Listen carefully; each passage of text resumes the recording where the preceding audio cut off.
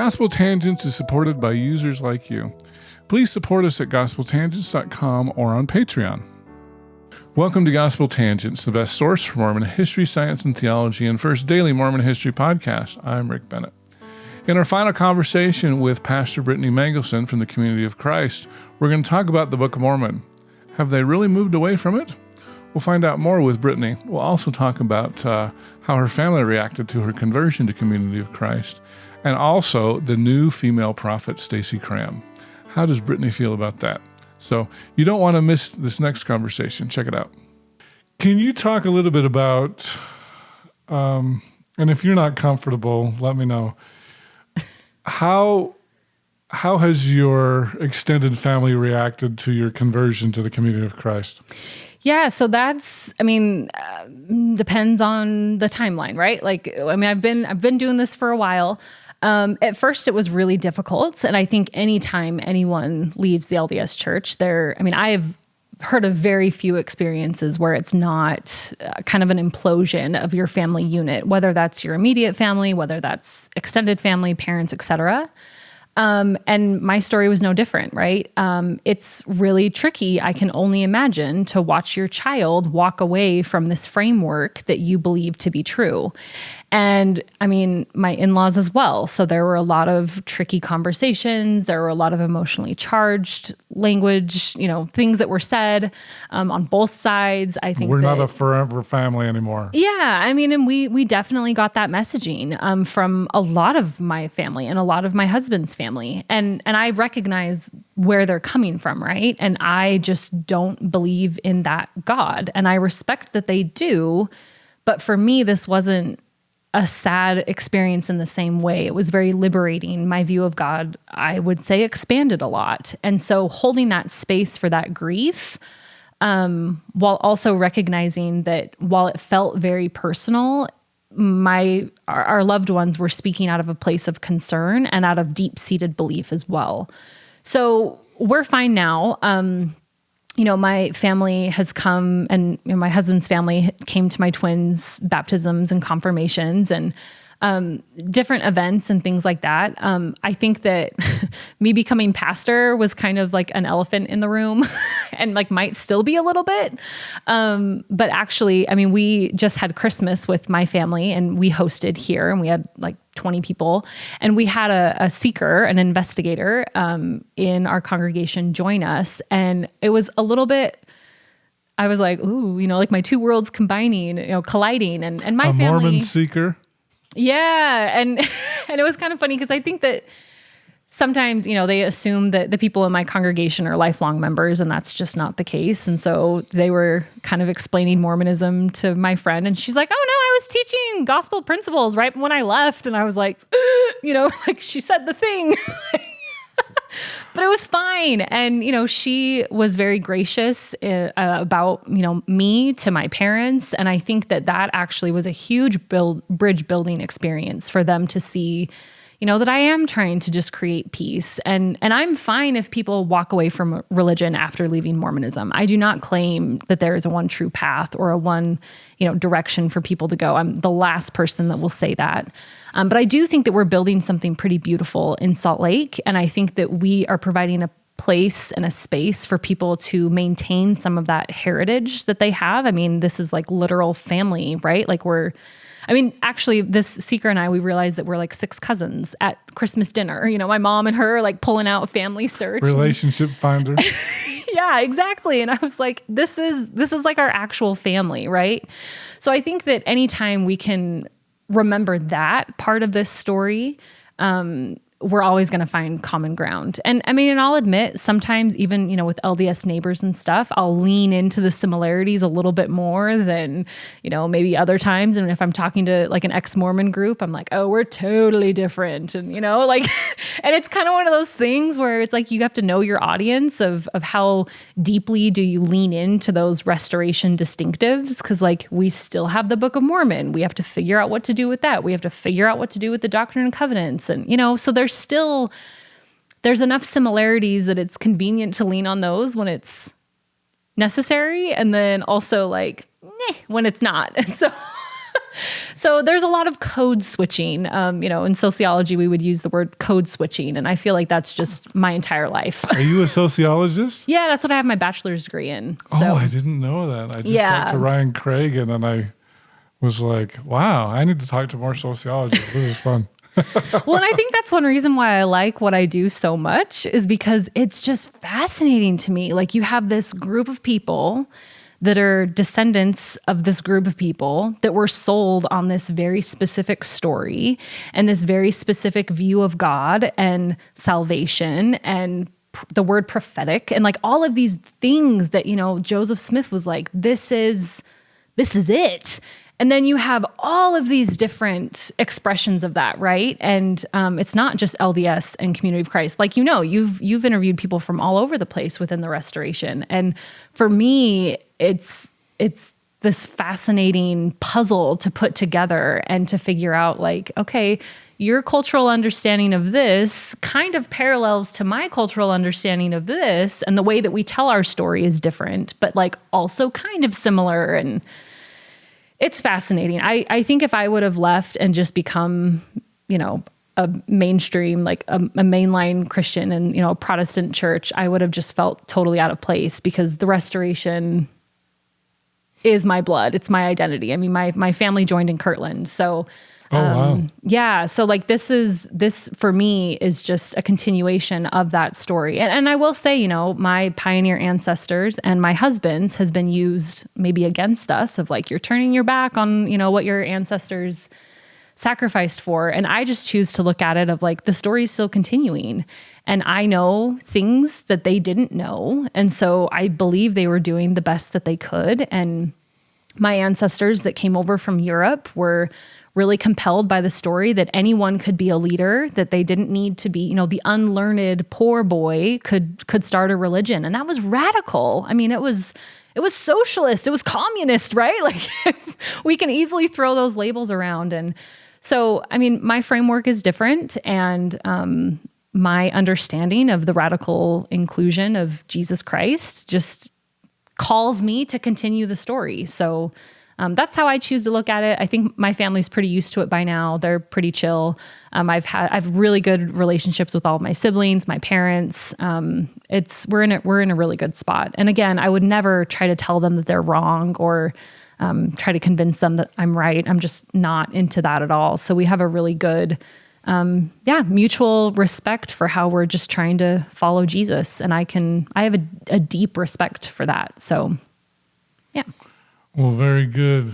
Can you talk a little bit about the Book of Mormon? I've talked to some people from other restoration groups. I'll leave it generic that have claimed, well, we're the second largest group that believes in the Book of Mormon because they said Community of Christ doesn't believe in the Book of Mormon. And I know there's a diversity there. I'm in a Monday night group, Book of Mormon Perspectives, where there's some really staunch believers in the Book of Mormon from the Community of Christ. But you will hear that, especially in the LDS church, that the Community of Christ has moved away from the Book of Mormon. So what are your reactions to that? Did I just open a can of worms? No. I mean, it's important, right? And I sigh because it's almost like, it depends on who you ask, right? So foundationally, the Book of Mormon is scripture in Community of Christ. It is not our foundation. I've just used the word foundation. It is not our foundational scripture, though. The Bible would be central. The Bible is our first witness of the story of Jesus. We think that the Book of Mormon is all sorts of things in Community of Christ. It's scripture. Some folks think that it is the historical account that it claims to be. Other people want it decanonized and would use words like it's a fraud or Joseph made it up. And then there's a whole spectrum in between. And we accept all of those perspectives and we somehow hold all of those perspectives, again, in that spirit of faithful disagreement. So like we already mentioned at World Conference, someone was quoting Moroni, and that was done on the conference floor. Every once in a while, you'll see a Book of Mormon scripture pop up in, a suggestion for worship. It would not be a primary text that we would preach from. We preach from the Bible. But it definitely floats around. It's there. I do think it's interesting. We have a late apostle, Dale Luffman, and he wrote a book called The Book of Mormon's Witness to its First Readers. And that makes a compelling argument of what the Book of Mormon would have meant to a 19th century audience. So it does not come out and say, like, this was a 19th century text in plain words, but it goes through pretty meticulously and shows different concepts, stories, words, phraseology, theology that would really make sense to a 19th century audience. And at the same time, we have a book called Millions Call It Scripture. And I have not read that one, but I think that takes maybe a more traditional approach. And both of those books are sold at our bookstore, Herald House. So there is a wide range of belief. In the Salt Lake congregation, we also have a wide range of belief. I would say we lean more towards not like getting rid of it, but like just not using it, right? It's really hard to reconstruct something that you believed was one thing, and it's the cornerstone, the keystone of your religion in the LDS church. And I mean, I've read the book 6 times, plus, like I've read it every year as a kid in my teenage years. So it can be really difficult to then reconstruct that into something different. There is a movement. My good friend El Ray Henriksen, he's a former LDS gay man who lives in Norway, and he has really done a lot of work on reclaiming the Book of Mormon as a peace and justice text, and just recognizes that anytime violence is mixed in with the story, which is the whole thing, the people who incite violence are not on the right hand of God, and just very, very much trying to reclaim it as a text of liberation and as a text of peace and justice. So I've not read it since I've been LDS. Again, I've probably read it 5 or 6 times. It definitely is one of those things that my contemporaries in the church, so I'm 35, folks my age probably have not read it. Carla hadn't read it, and I think she tried to read it when she moved to Utah and got lost somewhere in the Alma. She's just like, I don't know about this, and I don't have time for this, and so it's not focused on in the same way as the LDS church. You will find people though that have a testimony that sounds very LDS, but it's not like we're issuing challenges to our youth to read it in a calendar year. It's not like we're producing tons of resources about it and things like that, which makes some people angry and it makes some people happy. So it depends on who you talk to. But I do think that it's been really cool. I mean, I'm very connected to what we call the Latter-day Seeker community. So former LDS that find their way into Community of Christ. And I've been really inspired about how a lot of those folks have made peace with the text, and they don't need it to be historical for it to still be part of their faith story.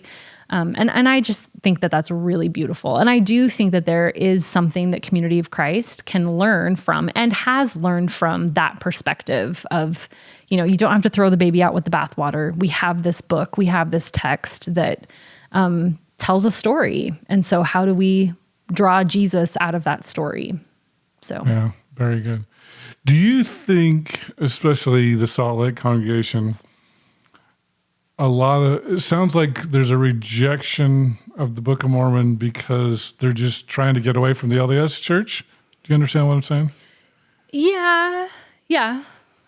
And I mean, I think that like if the Book of Mormon was part of your faith, quote unquote, crisis, then it can be, I mean, if it just crumbles and is pieces and everything is the nature of God, what spirit mean, all of the tenets of faith in Mormonism that then just kind of crumble and fall to the ground when you have a big faith crisis. You can pick up what you want to pick back up and leave on the floor what you want to leave on the floor. And so, and it's a lifelong journey, right? I don't think of a quote unquote faith transition ever really ends. And that's how it should be, right? Your faith should always be evolving and changing. So it just depends on what you want to pick up at any given time. And we have people who have wanted to start, a Book of Mormon study. We've actually read Dale Luffman's book for book club before. Oh. And so, we engage in the text. We wrestle with the text more than probably a lot of other congregations. I would also say we talk about Joseph Smith more than other congregations because we're all like, what just happened? Like trying to figure it out. Whereas other congregations, like he would not be a focus at all. So yeah, we're a little bit quirky in Salt Lake, and I totally admit it, and I love it. So yeah. Well, cool. So you've got a new prophet president, which I guess how you guys refer to it. Yes. Stassi Cramm just was announced within the last month, right? Mm-hmm. Can you talk about your feelings about having a female prophet / president? Yeah, I'm really excited. And I know Stassi pretty well. She's been guest minister here in Utah and then at our larger Mission Center conference before. And I'm excited. I mean, I personally think that it was past time. We're coming up on the 40th anniversary of women's ordination. And we've been ready for a while for a woman to be prophet president of Community of Christ. I think the discernment process that the church went through is also really cool. So the first presidency asked for input from the body of the church of what characteristics would you like to see in your next leader? What are the greatest needs that the leader will need to address? And just having dialogue back and forth. President Veazey was going to name his successor, but he had a medical incident. And when that happened, he kind of tossed the baton over to the Council of 12, which again is a very diverse body of people. Is that because the Doctrine and Covenants says the prophet can pick his successor? I mean, so succession has worked differently at literally every time in Community of Christ. So yeah. I mean, yes, and we've done it different every time. So, but the Council of 12 just took that on and again solicited feedback. As sitting on the communications team, I mean, we created forms for people to fill out. Basically like a digital comment box, and asked very specific questions. Congregations were going through this, asking themselves these questions. Then the Council of 12, it's my understanding, went into a retreat before Christmas and then came up with Stassi's name. So yeah, we announced that mid-February, and the church is going to continue to talk about it. The church is going to continue to discuss, debate, all of those things. I think that few people were surprised. Stassi Cramm is overqualified. I mean, she's been in the first presidency. She's been the presiding bishop. She's been an apostle. She's worn a lot of different hats in the church and has just led us in a very professional, pastoral way. And so, yeah, we're excited. I think we're ready. I don't anticipate a lot of drama around it. I think that Community of Christ is well positioned to, accept the leadership of women. We've proven ourselves again and again that, we'll accept women in leadership roles. So, yeah, I'm really excited. We're going to be voting on that at World Conference in 2025. And yeah, I'm assuming for an approval, but it's really cool. And, my kids know Stassi. So she could be voted down. She could be. And I actually got asked, what would happen? And I was like, a succession crisis. We've been there before. Spoiler alert, but I do not anticipate that happening at all. But yeah, okay. It'll be cool. Well, very good. Any other things you want to share about Community of Christ? What did we miss? I don't know. I mean, I'm a pretty open book. I feel like I can answer any question that's thrown at me with, some sense of personal integrity. Like I'm an open book, right? So if folks want to reach out or keep the conversation going, I'm always open for that. But well, very good.